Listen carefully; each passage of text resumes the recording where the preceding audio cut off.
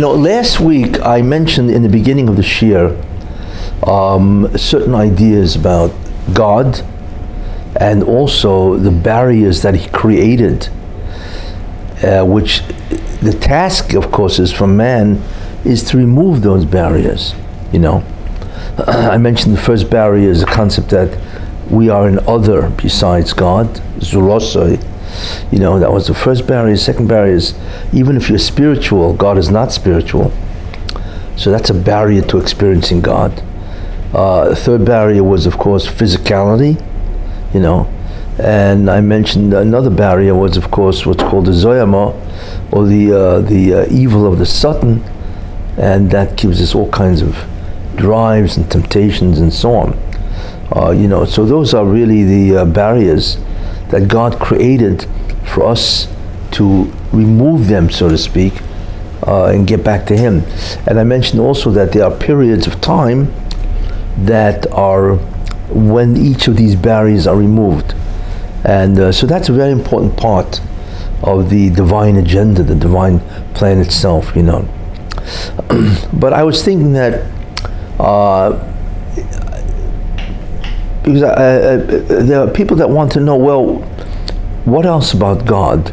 Because a lot of people, in a certain sense, enjoyed some of the ideas that I spoke about last week, So what I'd like to do for this year is to give a shir about who is God, which I gave many years ago, a long time ago. And I think, there's a larger audience. I think that really never heard that shir. So I'd like to go into it, extensively, of who really God is. What's interesting is He is the central idea of the whole Judaism. And when you think about it, what is the vision that people have of God? Which is interesting. Most people have the idea about God that they had in the 5th grade. He's a big, invisible individual, like a giant, that monitors mankind and the whole universe, so to speak, So people have this vision of God. But in a certain sense, it's really a juvenile understanding of who God is. We know, of course, that God is central. He is central to the whole concept of Judaism and reality.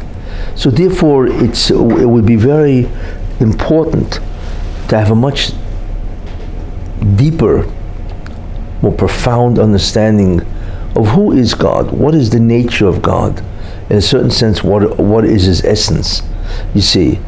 And what comes out of this is that the way we relate to Him in many ways is based on what His essence is. Therefore, it's very important to have an idea of who God is, to the extent that we can understand. Because listen, we pray to Him 3 times a day. He is the author, so to speak, and the commander of all the mitzvahs. So obviously, to know who God is a very important idea. Now, first, it's interesting. You can ask, is it a mitzvah to know who God is? Is it a mitzvah to know who the Rebbeinu Shalom is? And the answer is yes. The Rambam counts it as the first mitzvah in his Mishnah Torah, to know that there is a first cause or a first existential being, and he counts that as a mitzvah. So if it's a mitzvah, lo das, to know, well, that's what it is. It's so that therefore to study who God is, His essence, His nature, to whatever extent you can understand, is actually a mitzvah saseh, is a positive commandment. So that automatically places the whole endeavor to know who God is on a whole different level. You see. So that's important. And besides, where does the Rambam get that mitzvah from?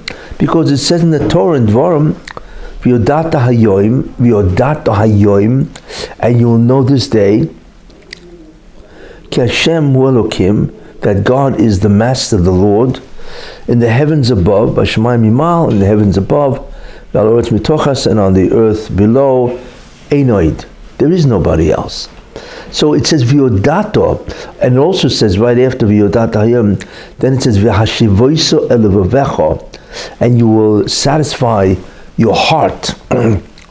So from there you learn that it's a mitzvah to know who God is, because God is saying, and you will know this day, and you will satisfy your heart, means the quest to know who God is, that God is the absolute master, the Lord, in the heavens above and the earth below. There is nobody else.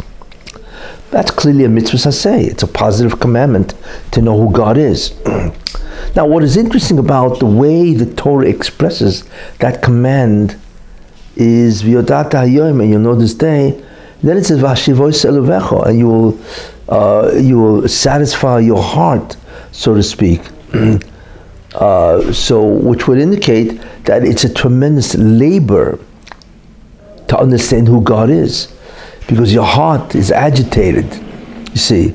So you want to satisfy your heart, right? So therefore you have to really work hard to know who God is. That's what V'hashivois elevecho means, So the question is like, why does the Torah express itself as if it's so difficult? You see, I mean, God is God, and we don't really know who He is or what He is, and so on. So how do we even begin to understand who God? And clearly, what the Torah is saying, that it's not going to be easy to understand who God is. It's going to be a real difficult labor, and so on. So we have to understand exactly what that is. Besides that, there's also another idea where God says in the Navi, that the Rebbe Shem says, Al Yishalel, let's say, Al Yishalel Chochem Michochmosoi. Let not somebody who wants to take credit, pride himself on his wisdom. And Val Yishalel Giba V'Grosoi, and somebody who's very strong, let him not take pride in the fact that he's very strong. And V'Al Yishalel Osher B'Oshrei, and let a wealthy man not pride himself that he's wealthy. Kim bezois, if you want to take pride in terms of that you can take credit in your productivity, what is it? Right? Kim bezois yishalel hamisalel. With this idea, you can actually take pride. What idea is that? Haskel v'yodoya oisi, that he understands who I am. It's an amazing pasuk, where God is saying, you want to feel proud about yourself, you want to feel like you really have a sense of accomplishment, then the greatness of what you want to aspire to, and what you can really take tremendous pride and so on, is that you know who I am. You see, so there you see an amazing idea that God says, right? That knowing who I am is the greatest achievement that you can do. Forget about money, forget about wealth, forget about strength. All of these things mean nothing. Take pride in the fact that you understand who I am. It's a pasuk. So therefore that clearly tells us that not only is it a mitzvah, but God says that that's the only thing you could really take pride in, to understand who I am, you see. Now, that automatically tells us something very interesting, that we can know who He is. Whereas why would God say that, right? Why would He say, take pride in the fact that you know who I am? Excuse me, how in the world can we know who you are? Elamai, as they say, but really, obviously it is possible to know who God is at some degree. Okay, but clearly there is a way, or there is a path to have the knowledge of God Himself, you see. And this is the greatest achievement that you can ever do. So in the end of time, when you're facing God, after 120 years, and you're facing God, and God is going to say to you and the whole court, the Bezdin, what'd you do? I gave you 95 years of life. Tell me what you did. right? And the man is going to say, I studied, I know who you are. And they're going to say to you, enter the paradise, enter Gan Eden, and he's going to quote the pasuk, you see, because you say that's the greatest achievement of all, you see. So there's no question about that God considers this paramount in terms of what the job of a Jew is, and I would imagine what the job of anybody is, you see. And therefore, clearly it's very important for many reasons to understand who God is, for all these reasons. But what I want to, what I said before is that the problem is that we never get beyond the 5th grade in terms of our understanding who God is. Everybody got their childish ideas. I mean, it's amazing to look at some religions, what they think God is. There's some religions that argue, well, is God a male or a female? You know what I'm saying? This wherever, this is the level that they're at, and so on, And, most people, as we will see, most religions in some way drag God down to be superhuman. In other words, they admit he's not human, but he's superhuman. You see? So they will attribute to him certain attributes which are clearly physical and so on. Because, and we will see, of course, is that is so far from the truth that is absurd. But in any case, so therefore this is the rationale for pursuing this line of study. Who is God? How deep can we go? And you will see that it's possible to go incredibly deep. You will see that. And therefore, it's something that I felt is certainly very important to understand. When you get up there and you pray to God, who are you praying to? What type of a being is it? Is God limited in any way? Unlimited? And so on. Anyway, so that's what I want to do. So now, when you think of God, what do you normally think about? Well, usually, if you walk over, which is interesting to ask, what's your idea of who God is? You'd be surprised at the answers that people give. I could try it here. Be very interesting. But most people will describe God usually in terms of his role. Well, God is a creator. He's a king. God is a judge. That's a role. That's a behavior. You know what I'm saying? But that's not really what he is.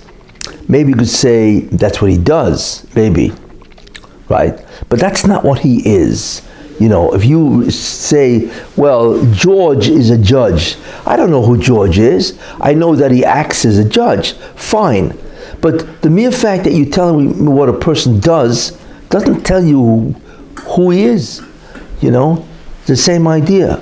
God acts as a creator, as a judge, like I said. He's a king, he's a ruler, he directs, he supervises, and so on. But who is this being that does all these things? And that's how most people see God. They describe him in terms of not who he is, but what he does. And that's not what I want to do. So then the question we have to ask ourselves is, okay, where do you find in the Torah that the Torah says who he is? We know many things about God based on the Torah.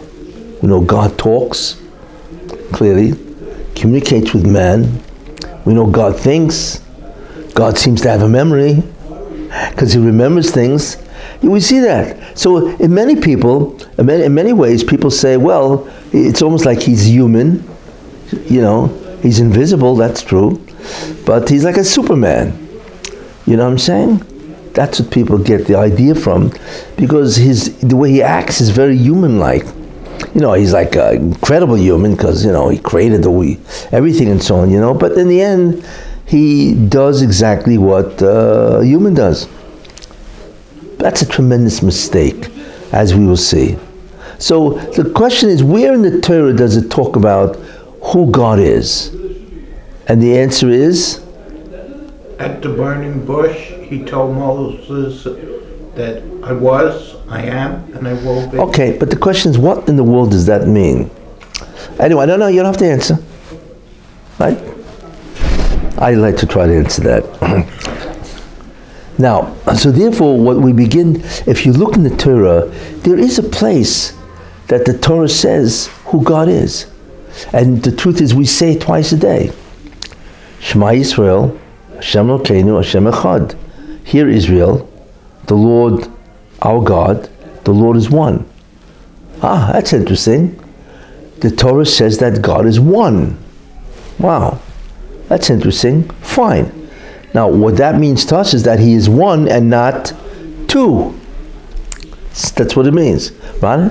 That's the concept of monotheism. He's that the creation has only one God, and it doesn't have two gods. You know. Can we study the concept of echad, which is oneness? You know, it seems to be pretty simple. You know. So we can ask, why does it say "V'hashivois elevecha" and you will quiet your heart, you will satisfy your heart of who God is? V'yodata hayoim, like I said, and you will know this day, and quiet your heart, satisfy your heart. You know, what's there to quiet? You know, I can ask you, who is God? And you're going to answer me, He's one. You know, it takes exactly 3 seconds to say that. You know? So what's the problem that the pasuk says, the verse says, "V'hashivois elevecha"? You see? And the answer to that is because the concept of oneness is a very difficult thing to understand. As simple as it sounds, there's an enormous amount of profundity in the concept of one. And I'd like to explore it, you know, with you and so on, you know, to really get down to a level to understand that when we say God is one, what are we really saying? Anyway, so we're going to take that as the role, that, you know, as the idea that Torah says, well, here is, well, the Lord our God, the Lord is one, you know, and that's it, you know. We say that twice a day, and we have to explore what this means, the concept of oneness. Well, part of the answer lies in a very interesting statement. Kel, God, Echad, Yochid, and Miyuchad. God is Echad, He is one. Yochid, He's a Yochid, He's singular, so to speak. And Miyuchad, He's unique. You know? Why 3 expressions for God? What's the difference between one, single, and unique, which basically means also one, you know? So what I want to do is explore those 3 ideas, and they're very profound in terms of what the Rebbeinu Shalom really is.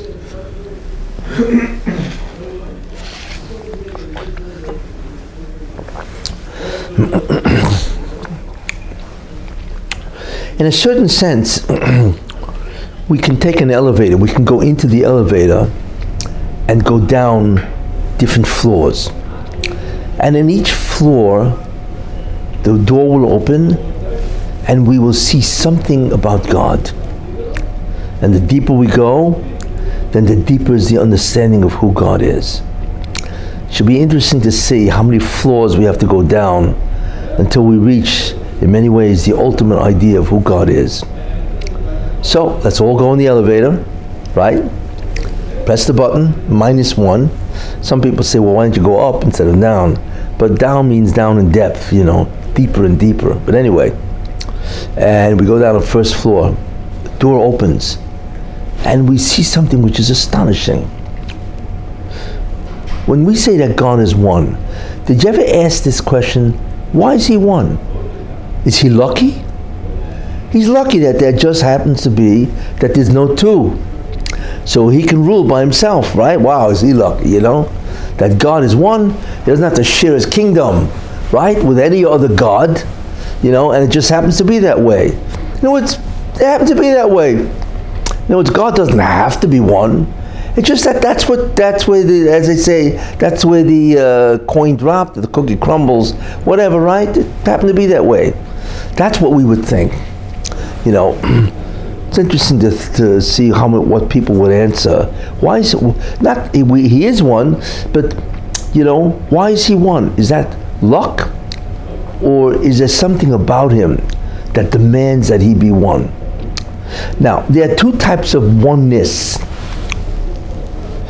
One type of oneness is called relative oneness.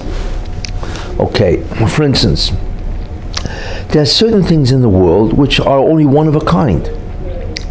I remember I was once in Versailles, in France, and I went into Versailles, which is the palace of Louis XIV, and let me tell you, it's an incredible place, beyond belief.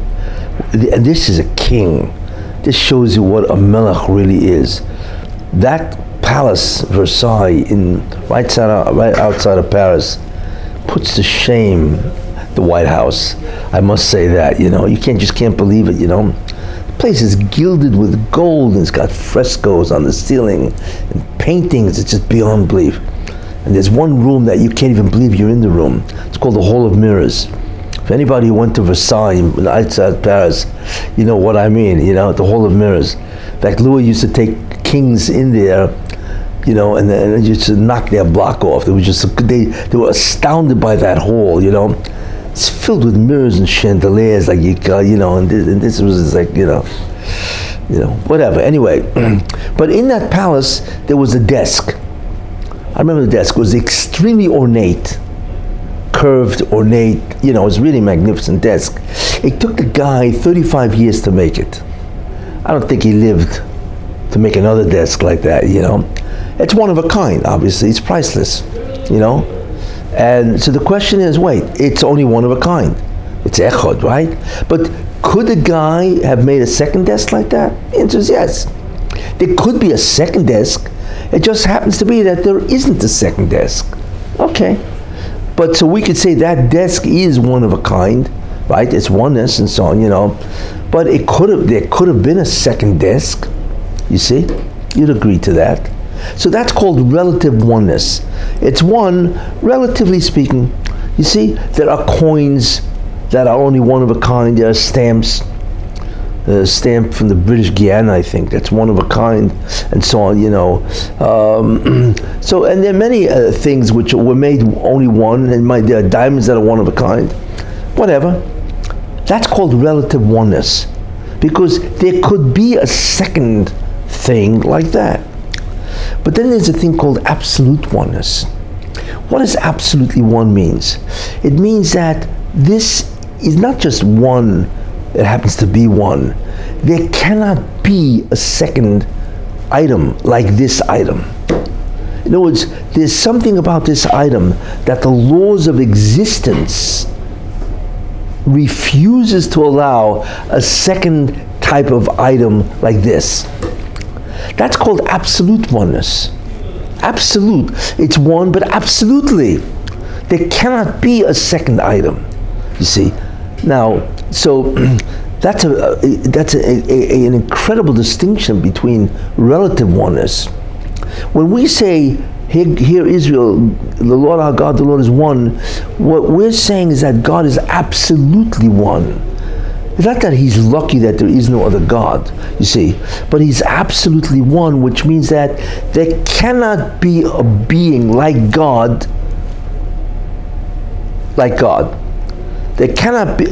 God cannot be duplicated at all.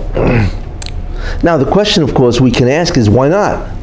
But putting that aside, which we'll see, this is the concept of echad, that God is absolutely one, which automatically begins to tell us that there is something about God that defies explanation, because we've never encountered that type of a being. That there can only be one. Like I say, everything can be duplicated or replicated, right? And so on. But God cannot, a being like God cannot be two by the laws of existence. Only one, you see. So this is a very important idea. And like I said, when we went down to that first floor, we are absolutely astounded. It's incredible. We've never encountered that. Okay. So That's the beginning of our descent. We now begin to see that God is not like anything at all, because nothing in creation is absolutely one. Only God. So that this is the beginning of our education about God. So, okay, that's great. We have an idea about God. Let's now go back in our elevator, press floor number -2, which is what we do, right? Go down, second floor, subfloor, door opens, right? And again, we are astonished. We are astonished at the concept of a new dimension of oneness. We already see that God cannot be more than one. You see, he's externally one. I mean, he's externally one. There cannot be another being like him. But on the next floor, we realize something, that God is not just that there cannot be another one like God. God himself is only one thing. There are no parts. There are no parts. Now that's unheard of. What does that mean? The human body has at least, 100 trillion cells? The human brain itself is composed of at least 100 billion cells. That's a lot of parts. And hopefully they're all going to work, right? Because when they stop working, you got big problems, right? Okay, everything has parts, right? There's parts, there's atoms. Everything composed of atoms, molecules, and so on. There's an infinite amount of molecules and atoms almost in the entire creation, you know? But when we look at God, there isn't any parts. There's only one thing, and that thing is called God. Now, we cannot understand what that means. What do you mean he doesn't have parts? You know, I'm sure he's got a head, he's got arms, legs, I mean, whatever, you know. So, what does it mean to be one part, and therefore, if you think you can cut that part into parts itself, no, he's indivisible. It's astounding. You see, so not only is he one thing, it's indivisible. It cannot be made into anything less. You see, there was this we call it idea that imagine if you take something and you cut it in half, then you cut each piece in half, and that in half, and that in half, and that in half. How far down can you go until you can't cut? You cannot cut. We don't know, you know, because you can go down. They used to think that the atom was, you know, indivisible. It's one, right? And then they found out that no, the atom itself has parts. It has the electrons in the nucleus. Okay, so the nucleus is. Then they realized that the nucleus itself has parts. You know, it has neutrons and protons and so on. It's okay. That's the lowest, right? They say, wait a minute. No. The proton itself can be cut into parts. It's called quarks. You know, they keep going down and down and down. You see? But with God, you can't go down. He can't be cut at all. You see, in no way he's what's called indivisible. You see, and that we've never seen anything like that. Now, that's only one idea in terms of who he is. But there's something else that's indivisible. Grammar recognizes three things, at least, right? Let's say somebody remembers something, right? Well, grammar says, wait, there are three things. There's a subject, the one who does the remembering. Then there's the memory itself. And then there's the act of remembering. Three things. There's a subject, the verb, all right? And there's the object of the verb, right? Subject and predicate and so on, right? Fine. Why? Because you are not your memory. You are not identical to the memory that you have. You have a memory, but the memory isn't you. When you remember something, the action of remembering isn't you. You can perform that action. You see? So these three things are distinct. There's the subject, the action, and the object of the verb, you see? But when you talk about God, what is astonishing is that God, the subject, is identical to the memory that he has. That's him. And he is identical to the act of remembering. It's one thing, because we say that God is one, internally. That's called pashtus, you see? So, that's a second thing where God displays oneness, that he is not separate from what he knows and his act of knowing. So you have the knower, the act of knowing, and the knowledge itself is identical in God. Whereas in us, it's three different things. Now, we cannot understand what that means. You know, we've never seen anything like that, an identicality of these three things. But in God, it's one thing. The Rambam says, we can't understand how that could be. We can hear it, but we cannot understand how that can possibly exist. Yet the Rambam says that that's what God is, because that flows from the concept called poshet, simple. God is a simple being. Simple means what? That he's only one thing. There's no complexity. There are no parts. There's no multiplicity. You see, that's what it means that God is simple. And therefore, that's a second thing. God is not only indivisible, but God is identical to everything he does. He is the action, you see, itself. Of course, we have no understanding of what that means, you see. So that, in many ways, is obviously, it's a very profound concept, and so on, you see. Okay. But this leads us to a big question. Wait a minute. If you say that God is poshet, which means he's simple, and that simplicity is one thing and it's indivisible, right? Then wait a minute. I can show you that really God is two things. He's got to be composed of at least two things. What are they? Everything that exists, everything, is always composed of at least two things. It is composed of an essence, means what are those characteristics or attributes that something possesses that makes it what it is. That's called its essence. And if you took away something of its essence, it would cease to be that thing. That's called its essence, right? Essence usually has a bunch of characteristics, attributes that constitute what this thing is. But wait a minute, this thing also exists.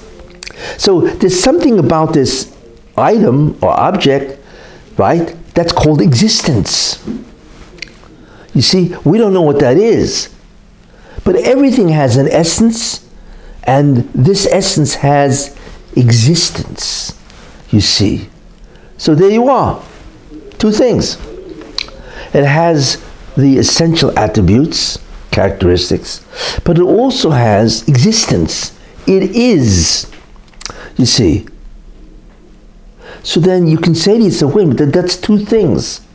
There's the essence of what it has, and then the existence because it is. There's two different things. You know, even if we don't know the quality of what is existence itself. You see? God isn't poshet. Because he's composed of at least one thing. Now we don't know what he is, we don't know his essence, that's true, right? But he has existence. You see? So therefore, he's got two things. How do we even answer that? And the way we answer it is we come to the conclusion, a very important conclusion. What is that? That God doesn't, if I would ask you, does God have existence? Everybody would say, yes. And if you don't say yes, you're not Bikuris, right? Does God have existence? And the answer is, not at all. God is existence. What a difference. What's that mean that he is existence? That means God's essence is his being itself. He is existence per se. Now we don't know what that means because we are not in contact with our existence. We don't know what makes us be, you see. But God and his existence is one. You see, that's the pashtus. Like I said, if God knows something, so the knower, the act of knowing, and the knowledge is identical in God. Well, if we say God has existence, it's the same thing. God right, that exists, right, is the existence itself. It's identical. It's called an identicality. Now we have no idea what that means because we've never encountered existence per se. How do we know there's such thing as existence? Because you exist. You see. How do we know that there's a phenomenon called existence? Because you have it. You see? God doesn't have it. He is it. It's an incredible difference between him and you. Very important idea. God's essence is existence or being itself. Very important idea, you see. So if we understand that, and this is part of Pashut, that he and his existence are one. You see, now if we understand that, it answers many, many different questions, you see, about God. As I'm now going to say, it really resolves a lot of difficulties. Once we understand that God's existence is himself. That's his essence. He doesn't have an essence beyond existence itself. Being is what he is. Okay, let's see what it answers. Okay? 1, we know that God is omnipotent. Omnipotent means he's all potent, which means he can do anything he wants. The only thing that stops God from doing anything is because he doesn't want to do it. You see? Nobody can stop God from doing anything. You see? The question is, wow, how does he pull that off? How does he pull that off? And the answer is because if you are existence, the phenomenon existence, you could make anything you want because you're existence. So you can give rise to anything to be. Simple. You see? That's why God can do anything. Because he is the faculty of being, existence. So anything he wants to make, he can do. You see? What is interesting about omnipotence is that nothing can oppose him. Because God would have to enable the opposition to exist to even oppose God. He would have to give life or existence to the opposition in order for the opposition to oppose him. Of course it's impossible, you see? So God is not merely strong, and he's not merely invincible. He's the only thing, really, in that sense, that can create anything, or make anything. You see? That's why the Moshem says, one of the greatest statements of might ever said in Hazinu, where the Moshem says, Ani achaye, I give life, Vani memes, and I kill. You know what I'm saying? And I cure and so on, right? V'ein miyodi matzel, and from my hand is no rescue. Nobody could, if I want to do you in, you are finished. Nobody can rescue you. Why? Because I would have to give existence to the rescuer. You see? So then how can the rescuer oppose me if I give him existence to oppose me in the first place? You see? So obviously I won't give existence to the rescuer, so v'ein miyodi matzel. From my hand there is no rescue. You're looking at the most powerful statement ever made. Once you understand that God is existence itself, we now understand why he can do anything, you see. And since he has to give it existence, therefore it is. Guess what? If he doesn't give it existence, then it isn't. So what's the problem? You see, that's why he's omnipotent. Very important concept, which means he's a kol yochel. He can do whatever he wants. And if he doesn't do it, not because he can't, he doesn't want to, and therefore it's not done. Explains beautifully the whole concept of omnipotence. You see, that's why you should never give up hope. Everything is possible. The real question is God going to do it? That's the question. You can say to yourself, is it possible to me to have $50 billion? Now you would say it's impossible. But no, it is possible. The problem is you got to convince God. Because if he wants, he can give you $50 billion. I just use that as an example. Nothing is beyond God. Very important idea. That's why that's why what it says, afilu cherev choda al tzavoro, even if there's a guillotine on your neck, right? Al timna min arachmem. Don't think that God can't save you. He can still save you, even though it's literally right on your neck. I don't know how, right? But he can do it. You see? He did it, in fact, to Moshe Rabbeinu, the Medrash and so on, when Pari wanted to kill Moshe because he killed the Egyptian. So they put him under the sword, the Saif, the guy was going to chop off his head. So the Medrash says God turned his neck to marble. Guess what? And the knife cracked, or the spear, the sword, it cracked, and then Moshe fled, and so on. Yeah, can do that. What's the problem? You see. Anyway, that is the concept of omnipotence. Now, we also say God is omniscient. God knows everything. Everything. There is nothing that God does not know. The question is, how does that happen? And the answer is, well, in order for something to exist, God has to give it existence. So if God gives it existence, that's how he knows about it. You see? Because he has to give it existence, and obviously he knows what he does, so therefore he knows everything. In fact, it could be said, if God doesn't know about it, it's because he never gave it existence, so why would he have to know about it? It doesn't exist anyway. You see? Therefore, God is omniscient. He knows everything, because whatever he knows, he has to make it. You see? And therefore he knows what he does. You see? So therefore he knows everything. And he never forgets, because not only does God create it, but he has to maintain its existence, you see. So God never forgets, because he is the active cause and force that makes everything. And that's what knowledge is, the knowledge of all things, and so on. So that idea that God is existence itself explains beautifully why he's omniscient. You see. Now, the third thing is God is omnipresent. He's all over. We had that in Kedusha, Mole Kol Haaretz Kavoidoi, right? That his honor, his glory fills all space, everything. That means the universe, which is 13.7 billion light years across, and light year is 6 trillion miles. A light year is not a time unit, it's a distance unit. How far does light go at 186,000 miles a second? How far can it travel in a year? Approximately 6 trillion miles. It's a long way off, right? So therefore the universe is how much? 6 trillion times 13.7 billion. That's quite a large number. But in order for that to exist, right, that means God fills at least 13.7 billion years. That's how big he is, right? That's what it means. Can we comprehend a being that's minimally 13.7 billion light years? Of course not.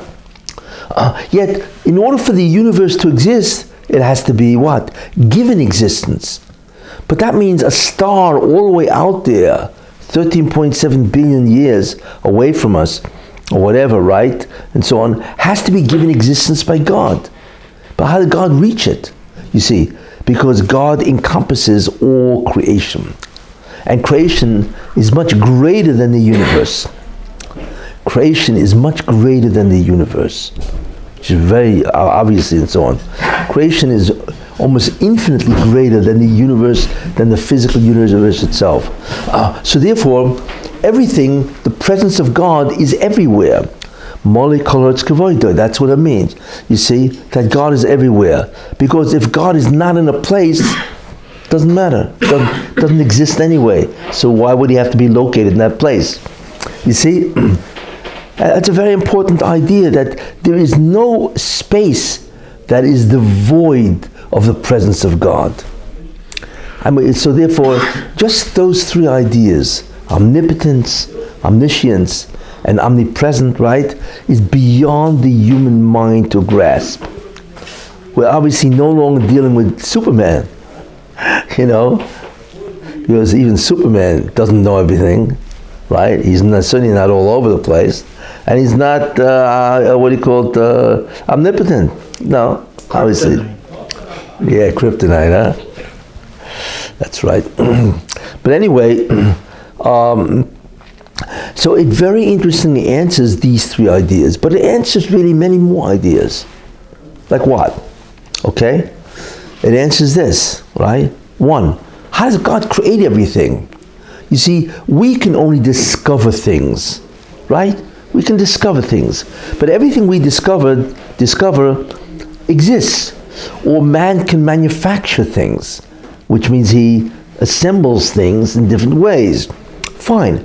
But they all exist before he got there, even before he discovered, before he manufactured. You see? So we don't really create anything. We just reassemble and put it together. But we say, Bereishis bara Elokim, in the beginning God created. Creation is an act that you can create something out of nothing. It's called creatio ex nihilo, right? That's the Latin term. It means that God can bring something that doesn't exist into existence. Wow, how does he do that? And the answer to that is because if he is existence, right, and therefore he can give existence to anything he wants. That's how he does it. You see, he's existence per se.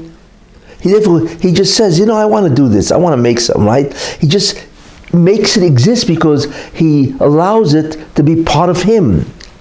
You see, and therefore it exists. That's how he can create. It's an astounding faculty, property, to bring anything you want into existence. You see, and that's why he can create everything. That's why he is a true creator, you see, as opposed to be somebody who is a discoverer, you see. And that's what he does. We also understand other things that he can, besides creation. One of the unique aspects of God, you see, is that he must be. He must exist. The Rambam uses this.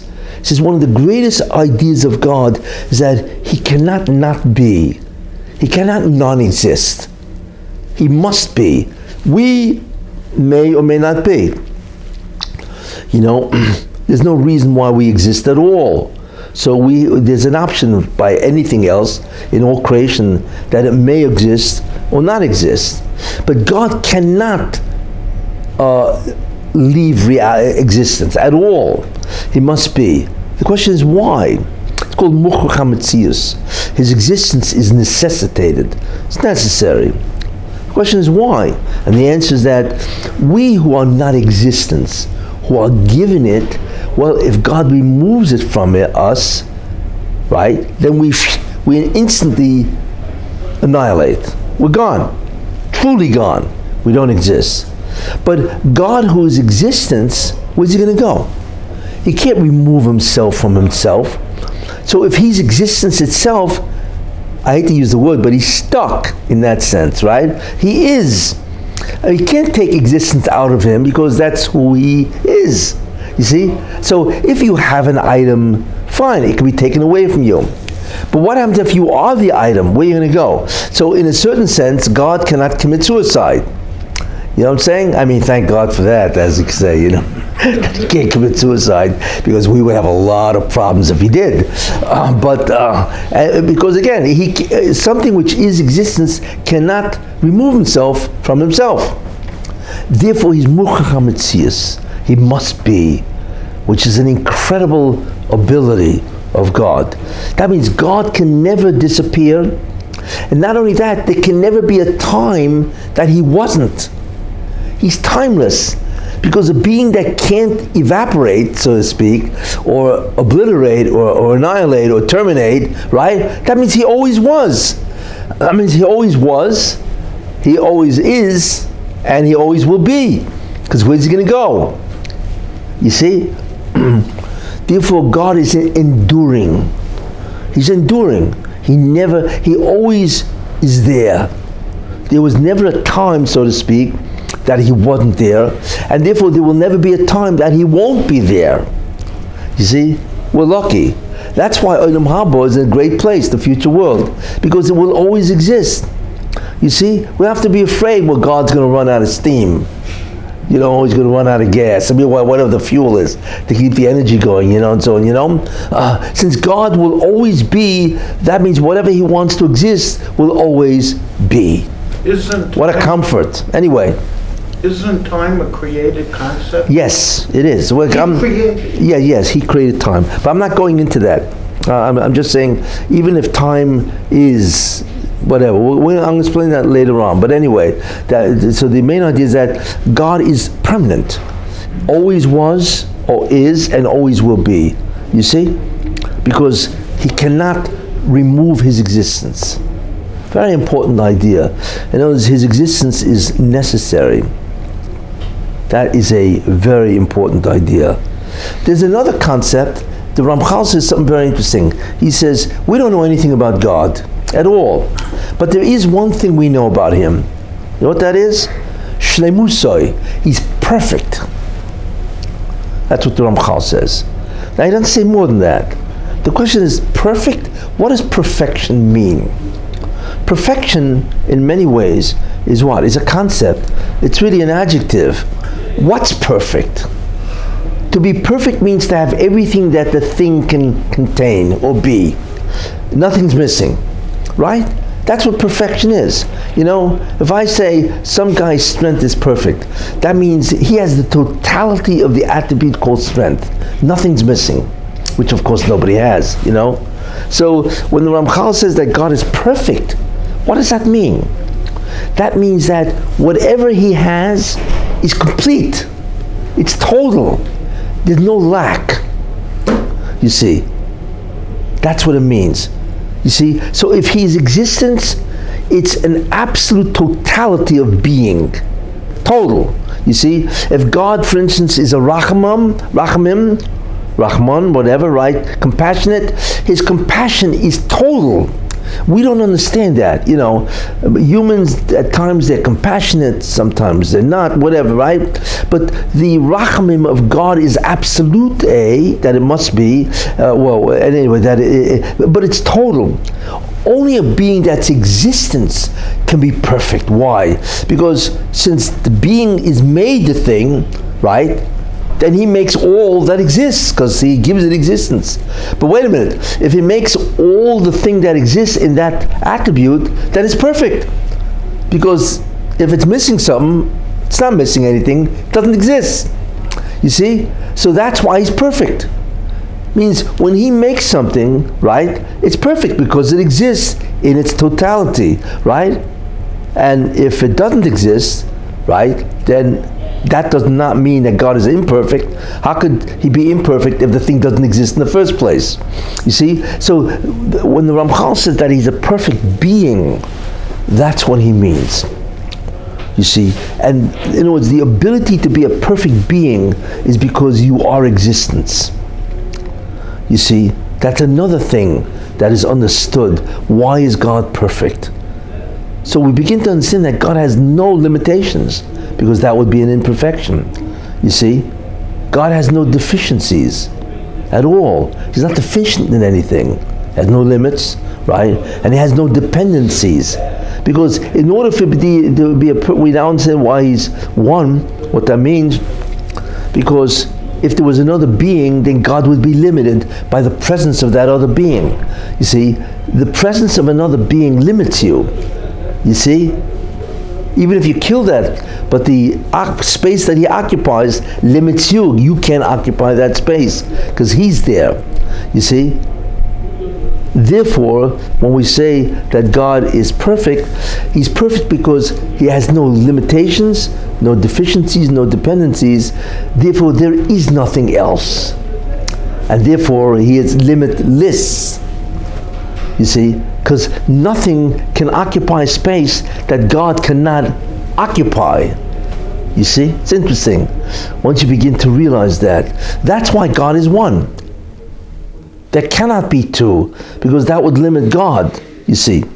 But another idea is that when we say that God is limitless, so to speak, you see, what it means is that there can be many things, right?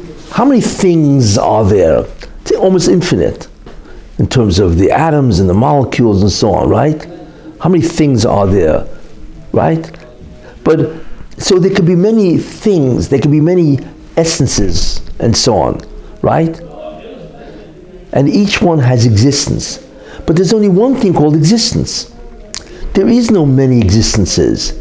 So if God is existence, there's only one thing that is existence.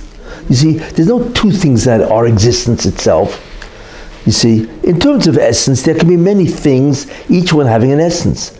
But you can't have many existences. There's only one thing called existence. You see, that's why God cannot be replicated. See, that's why to have existence, you can duplicate something and just make something else be.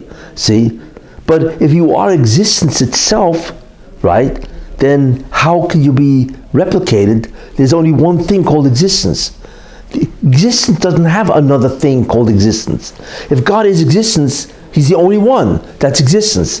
There's nothing else that has existence, you see. All of this is basically understood, you see, once you begin to understand that concept of what God is, existence itself, which is interesting. Is God part of reality? No. What is reality? Reality is whatever exists. It's real. God is not part of reality. Reality is part of God. Difference. Because reality is whatever existence makes. So if God is existence, then He's reality. He is. You see? So God is not part of reality.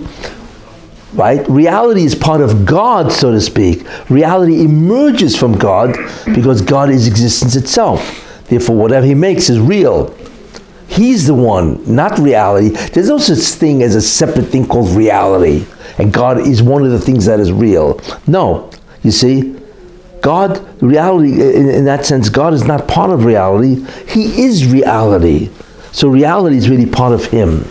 It's an interesting way of looking at it. But all things change. Now, where do you see this? Where do you come up with this idea, that God is existence itself? Well, it's interesting, What's the name of God that we really cannot even pronounce the way it's written? Yud Kei Vav Kei. That's called a tetragrammaton, right? 4 letters. Yud, right? And Hey, then another Vav, then another Hey. Yud Kei Vav Kei. Why is God's name Yud Kei Vav Kei? Why? And the answer is because the word Yud Kei Vav Kei comes from the verb liyos, to be. He's Hoya, Hoive, Yiyeh. Hoya, He was. Hove, He is. Yiyeh, He will be. That's the verb liyos, to be. It's the Hebrew word to be. Right? So God has a name, Yud Kei Vav Kei, because what is He? He is being itself. That's why His name is being. You see? Now you know where He got the name from. That's His name. Being. You see? Because that's what He is. God is existence itself. That is His essence. Doesn't have anything else. But He doesn't need anything else. In fact, when Moshe Rabbeinu said to him, "What's your name?" Remember? God said, "Take the Jews out." So Moshe Rabbeinu says, what do they call you? Right? Because everybody's got to have a name, right? So God answers something very strange. He says, Asher Ehyeh, I am that I am. Okay, it's I will be that I will be, but there's a whole medrash on that. But basically what God is saying, I am. You wonder who I am? I am the am, the verb. I am the am. That's what He's saying. I mean, there's an I, but who is the I? The am. It's interesting, English must express the verb to be. Like, I am walking. Why? Because you can say, I am walking. How could you walk if you don't exist? So English must use the verb to be, am. And then you could say walking. You see? Because English assumes, right, that if you don't exist, you probably can't walk. Right? So English will always use the word to be. So I will do something. Will is existence. You see? They're all part of the words to be. I will do something. He does this. I am this. It's all to be. It's interesting, Hebrew does not need the verb to be in its sentence. Ani holech, right? I walk, I am walking. Why is it that Hebrew doesn't have the verb to be? Because Hebrew assumes that if you're walking, you probably exist. So it doesn't need the verb to be. You see, but English is not sure about that. Anyway, so they gotta insert the verb to be. You see? So God is saying there's a word I am, right? There's a sentence called I am, right? I am what? That I am. That's, you wonder who I am? I am the amming. In fact, that's what I do all day. I am all day. I'm always amming. You see? All day, because that's the existence of God. God is saying, I don't have a name. The verb to be is my name, because that's basically what I am, existence itself. It's interesting. And that's why we have a Yud Kei Vav Kei from the word Lihiyos. You see that God is existence itself. It's a very important concept, and we see God refers to himself, and so on, that way,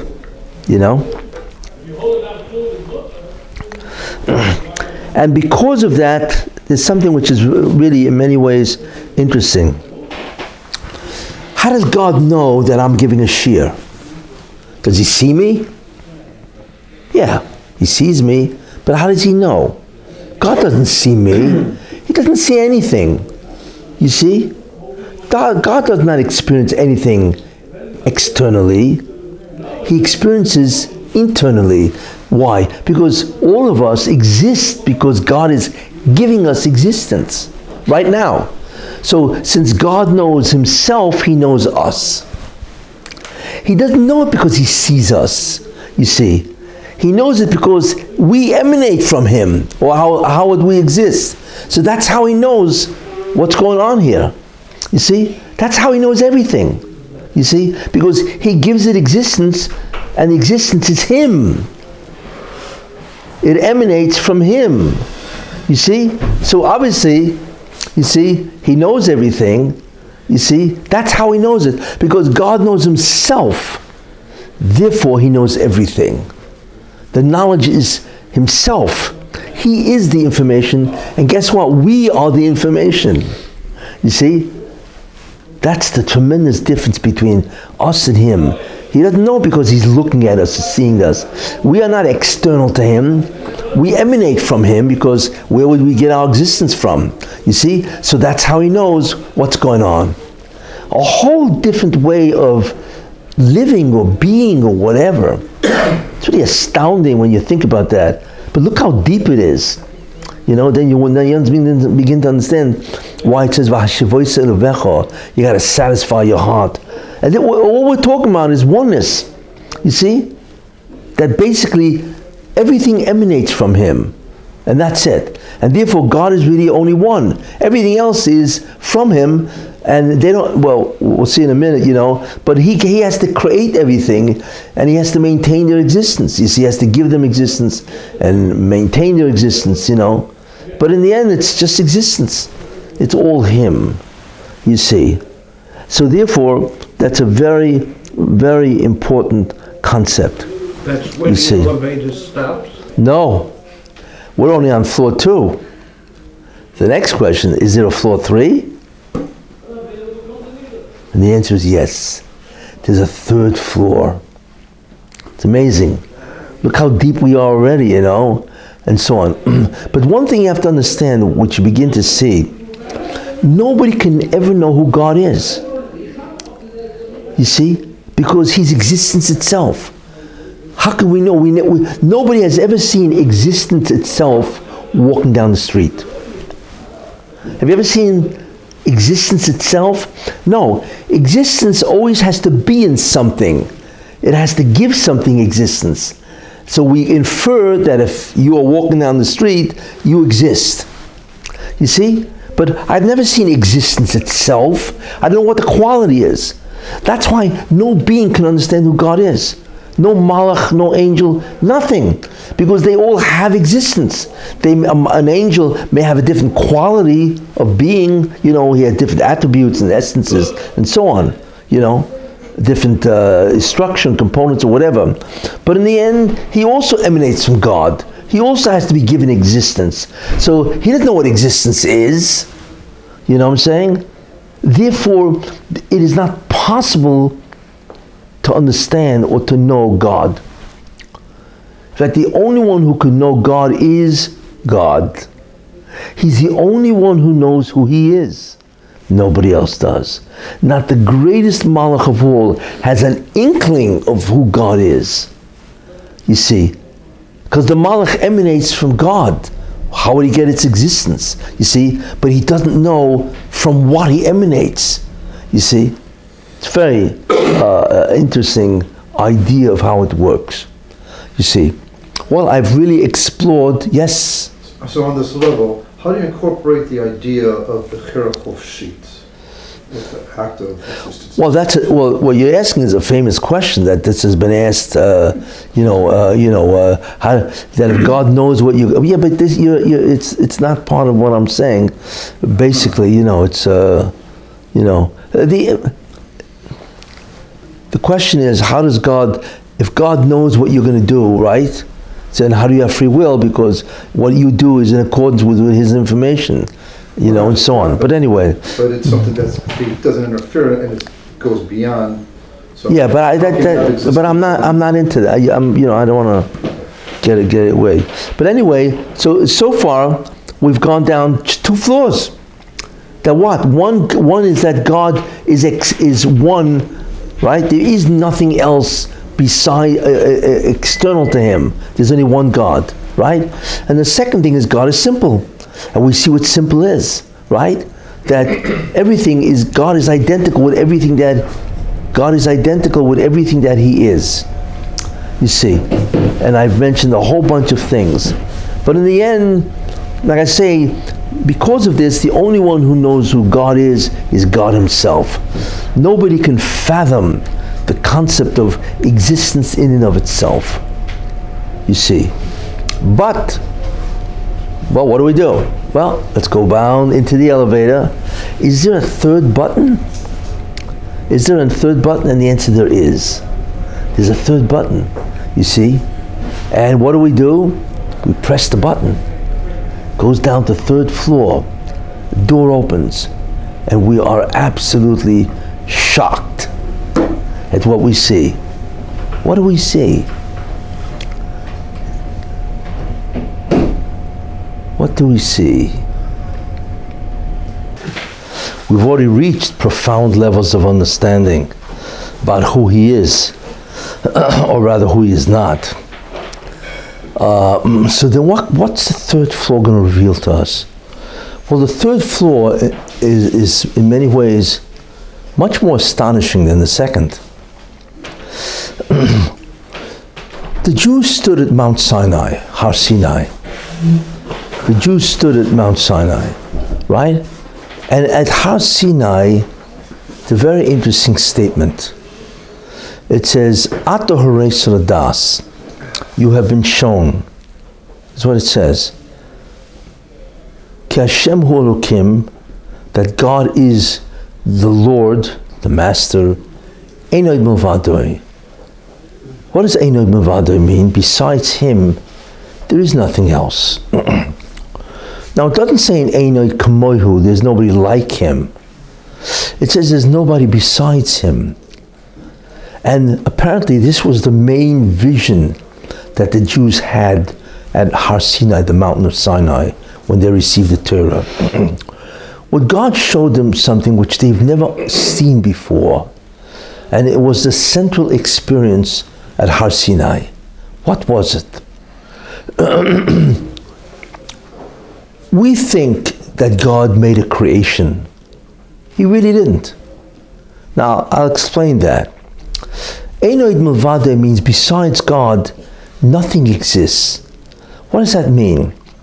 That means in a certain way, even after God created everything, it doesn't really exist at all. You see, that's one of the greatest mysteries of all. Now, what does that mean?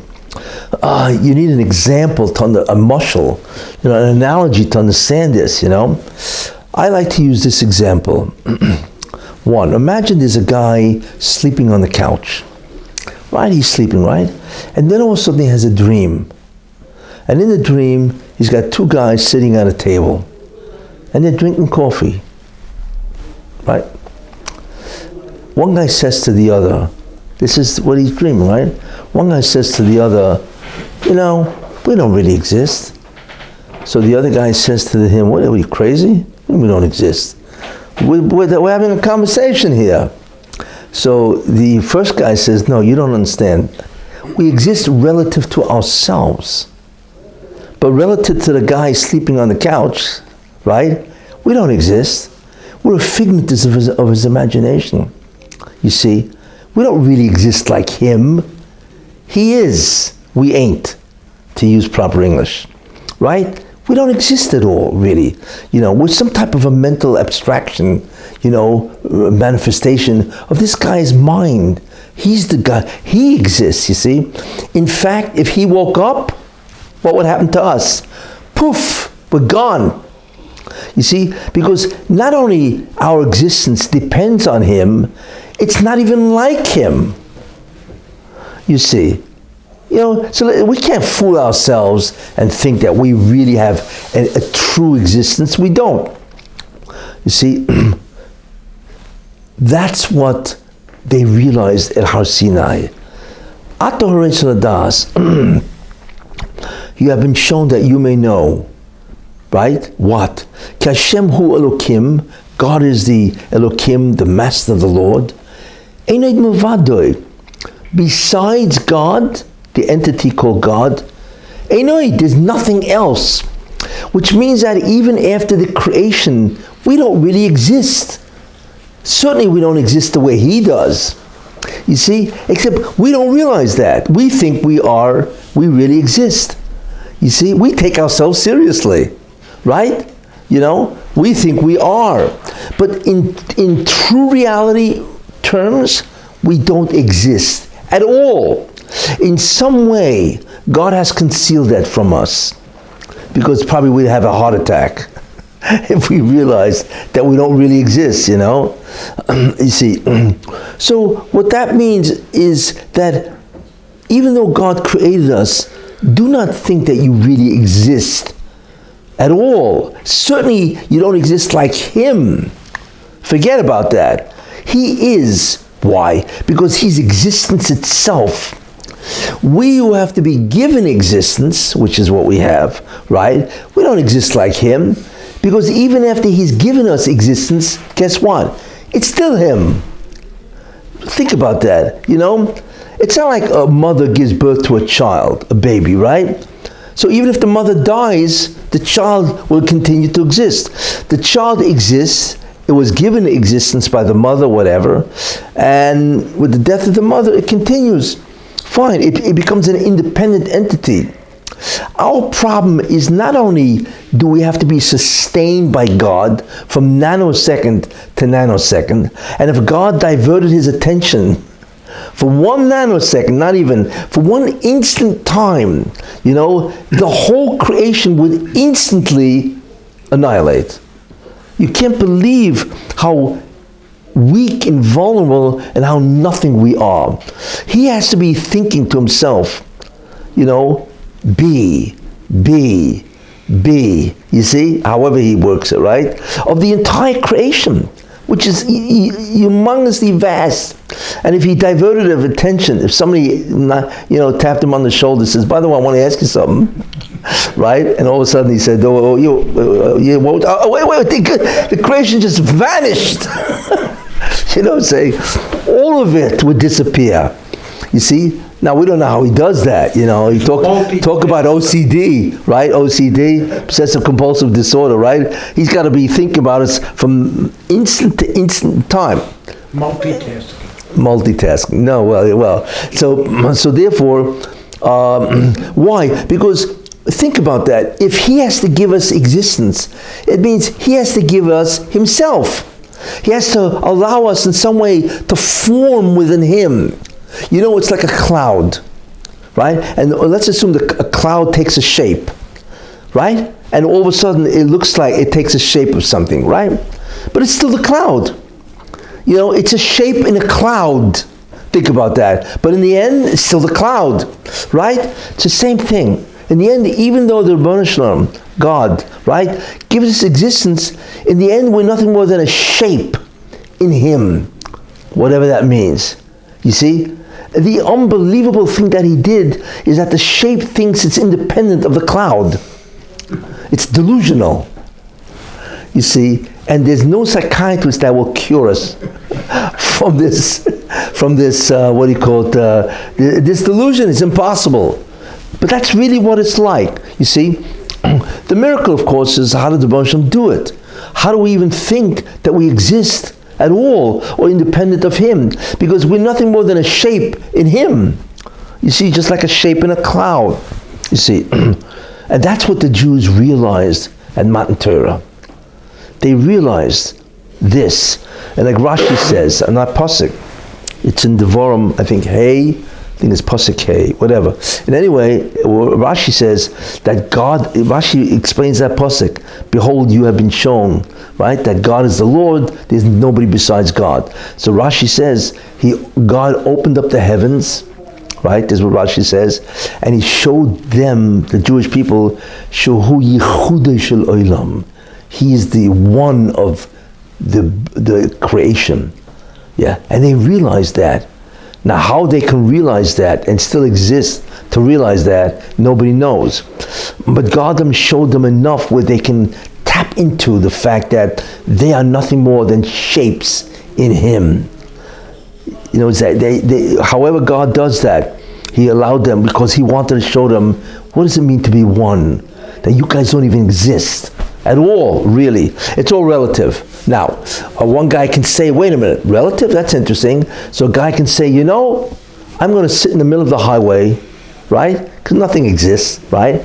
And that's it, right? And meanwhile, there's a truck coming down the highway, right? And guess what? The truck kills the guy. The question is, how do you do it? If the truck doesn't really exist, then how did it kill the guy in the highway? And the answer is because one relative thing can kill another relative thing. That's the rule, you see. It's all relative, as Einstein would say, you see. And since the truck is relative and the guy on the highway is relative, well, the rule is that if you're a relative, you can get killed by a relative thing.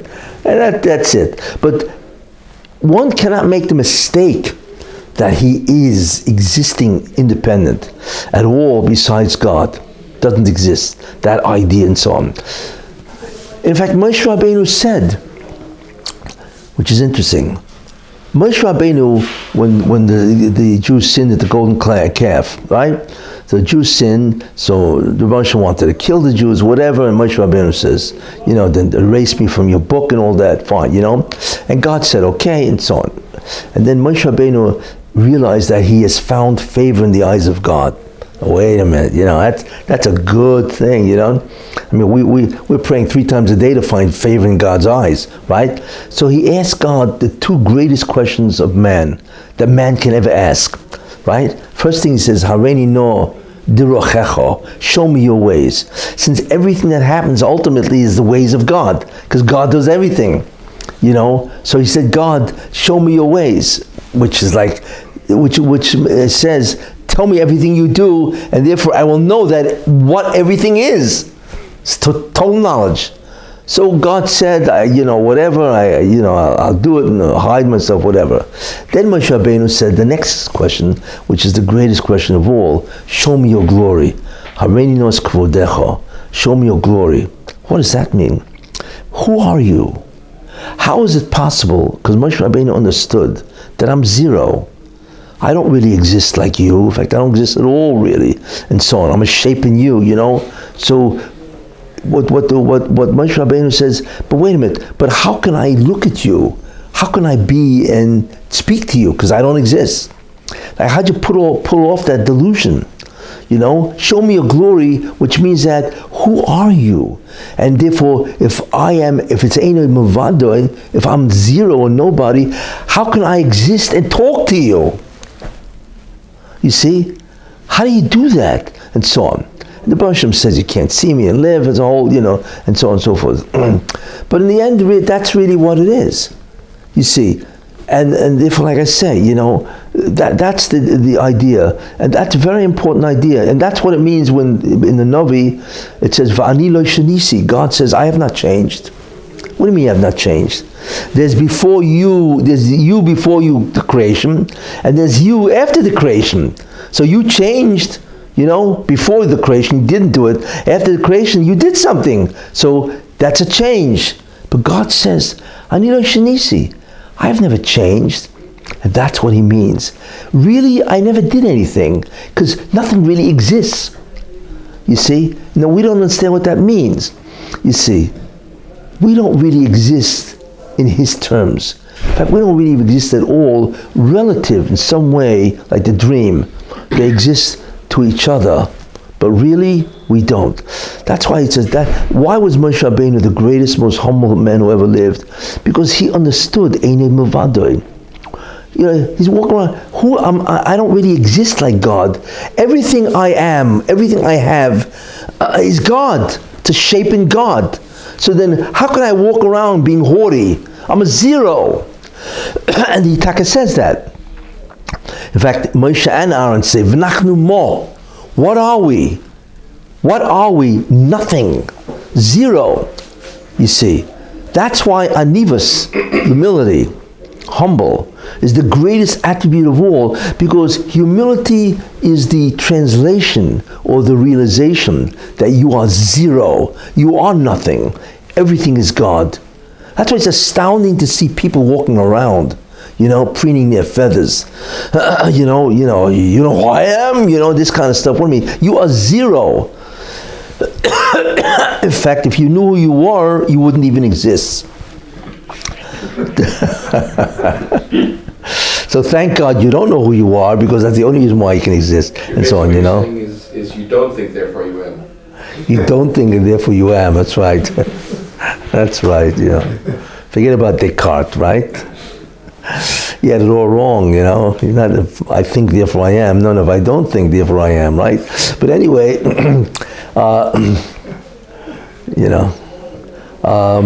But that's the real reality. That's why Moshe Rabbeinu was the most humble man of all, because he realized, of course he knew who he was, but whatever I am is God. I'm a shape in him. That's all I really am, but in the end, it's him. You see? So then, how can I walk around thinking that I'm somebody? You see? That's why he's the most humble man that ever lived. You see? The illusion of self as an independent being, you see, is a very difficult illusion to penetrate, to get through. And that is the great fall of man. That is the arrogance of man, that he thinks he is, that he can cause his own destiny, you see, that he can actually cause things and so on. If a person realized, which is interesting, I think the Sfas Emes says this, if a person realized how nothing he is, he would faint. If God would ever allow us to realize who we really are, I once said it'd be a field day for cardiologists. They'd better have a heart attack.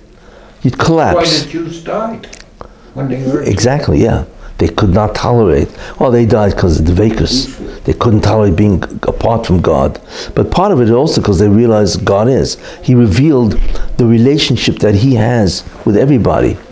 But you have to understand that there will always be this delusion, because if there isn't, you cease to exist.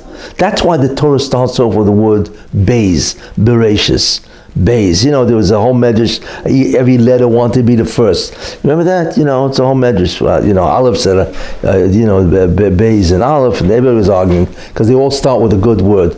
So finally, Beis won because it said, I'm brocha. I'm blessing. Okay, fine. But really, when you think about it, it starts off with a Beis, which the numerical value is 2, because there will always be 2 things in existence.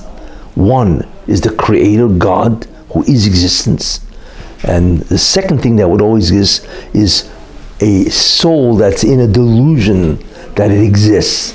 Because if that delusion was ever removed and it realized its own non-existence, well, how could it exist? And realize that, it would instantly cease to be. So that there always has to be that delusion, or else nothing would exist. See, so that's why creation will always have these two things: God and the self, or the neshama.